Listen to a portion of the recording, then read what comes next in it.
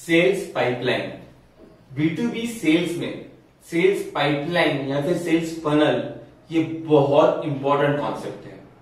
आज हम लोग सेल्स पाइपलाइन को डिटेल में समझेंगे। जब भी आपको कोई भी इंक्वायरी जनरेट होती है और वो इंक्वायरी आगे जाके क्लोज होती है, इन दोनों चीजों के दरमियान जो भी स्टेजेस इन्वॉल्व होते हैं उसे हम लोग सेल्स पाइपलाइन कहते हैं। आइए समझते हैं कि जनरली सेल्स पाइपलाइन होती कैसे है। तो कुछ ये स्टेजेस है जो सेल्स पाइपलाइन में इन्वॉल्व होते हैं। Usually sales pipeline business to business अलग होती है।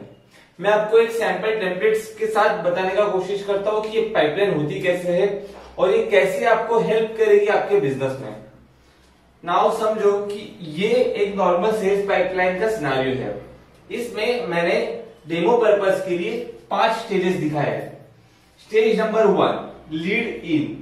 लीड इन मतलब कोई भी स्टेजेस से या फिर कोई भी सोर्सेस से जब कोई इंक्वायरी जनरेट होती है या फिर कोई लीड जनरेट होती है तो हम लोग बोलते हैं कि वो स्टेज नंबर 1 में है, लीड इन में है।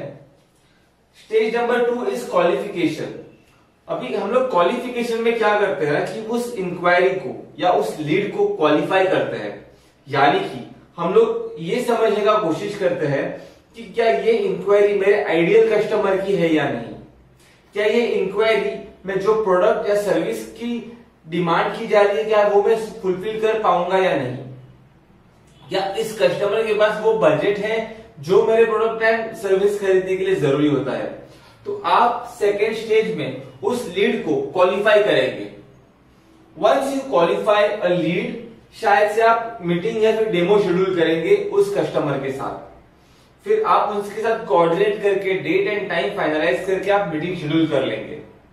जैसे ही मीटिंग शेड्यूल हो जाती है, आपको उसकी रिक्वायरमेंट समझ आती है, आप कस्टमर से मीटिंग में पूरा डिस्कस कर लेते हो, उसके बाद का स्टेप होता है आपको उस कस्टमर को कोटेशन भेजना है, फिर प्रपोजल भेजना। तो वो अगला स्टेज होता है प्रपोजल सेंड। और जब आप उस कस्टमर को प्रपोजल भेज देते हो उसके बाद आप उसके साथ नेगोशिएट करते हो या फिर क्लोजिंग करते हो। तो stage number 5 is closing. Now आप आपके पूरे सेल्स साइकिल में ये स्टेजेस के थ्रू ऑपरेशंस करते रहते हो, बट अगर आपने आपके बिजनेस के सेल्स के प्रोसेस को ये स्टेजेस में डिवाइड नहीं किया है तो सारे लीड्स आपके सामने फट से आ जाते हैं और वो आपको कुछ एक्शन ट्रिगर नहीं देते। जैसे ही आप उसको बाइफरकेट करते हो स्टेजेस में, आपके सामने ट्रिगर एक्शन आ जाते हैं। यानी कि जब भी कोई नई लीड आई, आपको पता है कि आपको नेक्स्ट स्टेप है कि उसको क्वालिफाई करना। जब भी आप उस लीड को क्वालिफाई करते हो, आपके पास नेक्स्ट स्टेप पता होता है कि आपको भी उसके साथ मीटिंग शेड्यूल करना है। एंड देन मीटिंग से प्रपोजल एंड प्रपोजल से क्लोजिंग, आपको हर एक स्टेज पे ये आइडिया मिलता है कि आपको नेक्स्ट एक्शन क्या करना है। सेल्स पाइपलाइन होने से आपको ये भी फोरकास्ट करने को हेल्प होती है कि आपका ये महीने में या फिर अगले महीने में कितना सेल्स आने वाला है।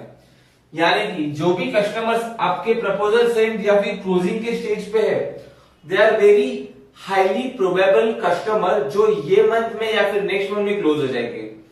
तो इन कस्टमर्स का काउंट या उनके अमाउंट का सम जब आप सामने करके रखोगे तो आपको क्लैरिटी मिलेगी कि आपका पाइपलाइन कैसे मूव कर रहा है और कैसे क्लोज हो रहा है।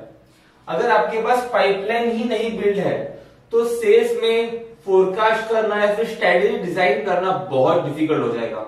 आई होप आपको सेल्स पाइपलाइन का कंसेप्ट क्लियर हुआ होगा। अभी इस वीडियो में भी मैंने कुछ गाइडलाइन शेयर की है जिसको लेके आप आपके बिजनेस में सेल्स पाइपलाइन डिजाइन कर सकते हो।